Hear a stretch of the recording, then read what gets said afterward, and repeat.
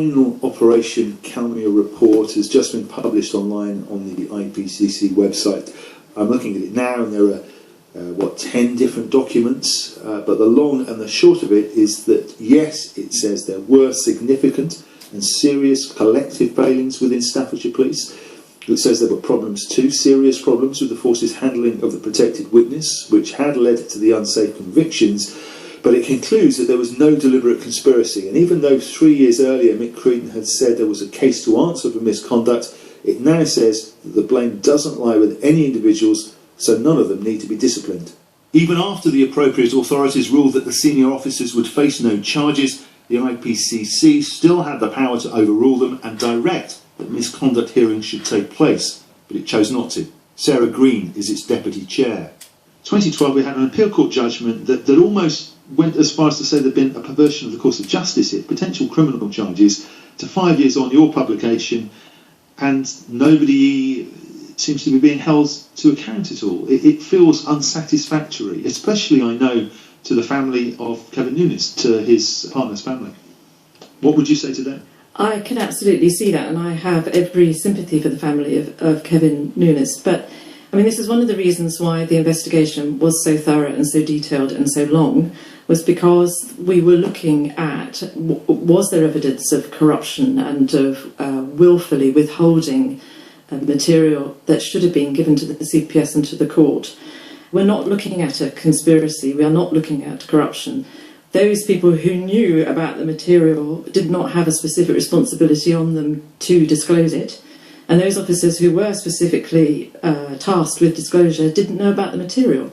So it fell between the two of them, and in terms of holding individuals culpable, it doesn't meet the standard. But that's not to say, as both the CPS and we have said, that there isn't evidence of collective failures, because the fact of the matter is there was material that should have been disclosed to enable a fair trial.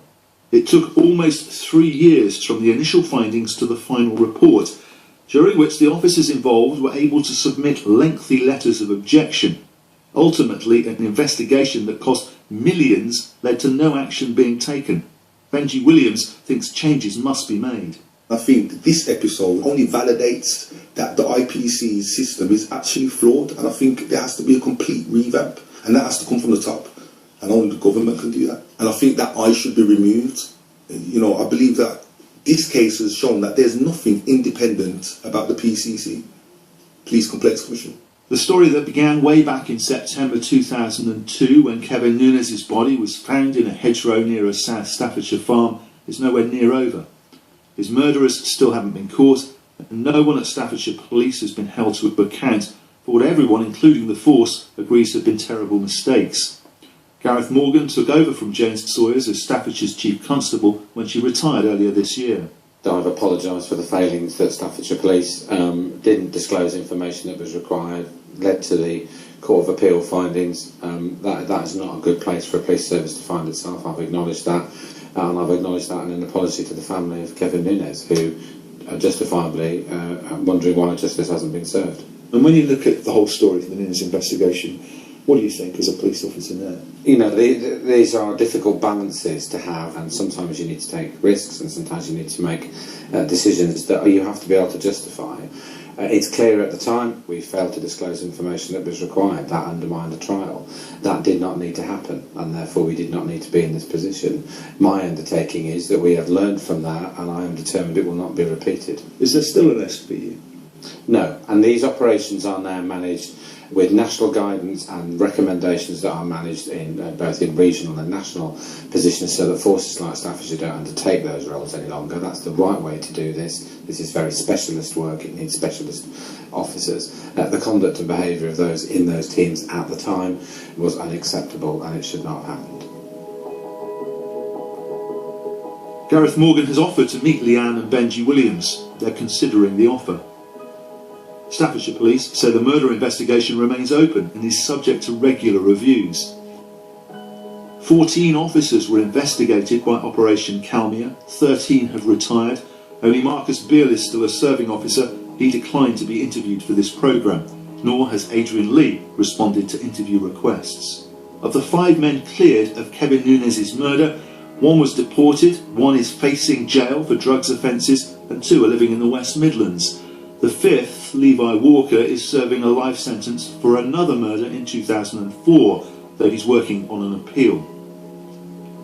Christie won £150,000 in damages from Staffordshire police earlier this year.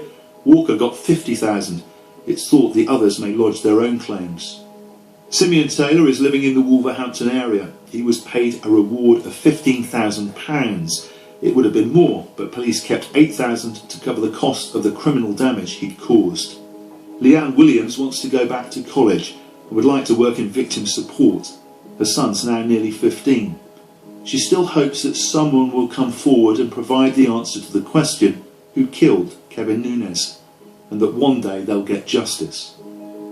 Nobody has been punished, nobody is held accountable, so to me a report is nothing.